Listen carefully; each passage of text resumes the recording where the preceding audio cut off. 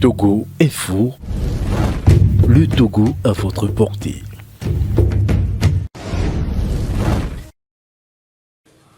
Faure fait aujourd'hui 16 ans au pouvoir, depuis 2005 jusqu'à nos jours.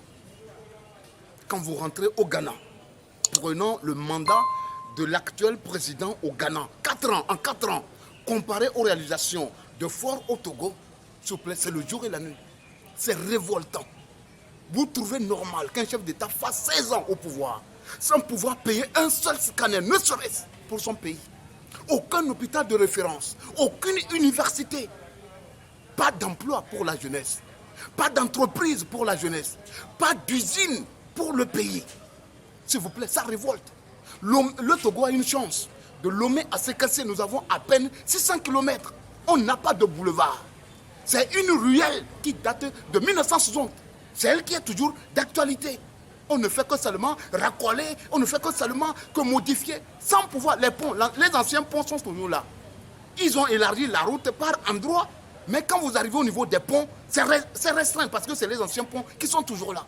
S'il vous plaît, je suis un homme révolté. Je suis un homme révolté. Les gens veulent le pouvoir, mais ils ne sont pas prêts à travailler. Ça révolte. Quand on veut le pouvoir, on doit être au service du peuple.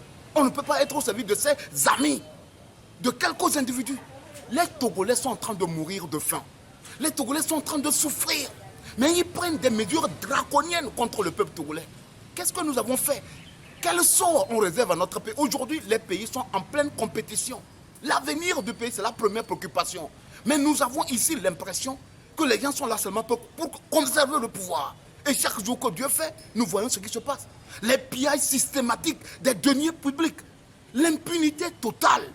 L'impunité totale. Des gens détournent à ciel ouvert des milliards dans le pays qui devaient servir à développer le pays, mais rien. Comment vous comprenez qu'au 3e millénaire, les Togolais ne trouvent pas de l'eau potable? Dans les villes, je ne parle pas dans les hameaux, dans les villages. Les gens ne trouvent pas de l'électricité. L'eau, ça, c'est toujours un luxe pour le Togolais. En quoi on peut prétendre développer un pays sans l'électricité? En quoi on peut prétendre développer un pays sans l'eau potable? En quoi on peut prétendre développer un pays sans une école digne de ce nom? En quoi on peut prétendre développer un pays sans l'hôpital, sans une santé digne pour les populations? On nous prend pour des animaux. C'est révoltant.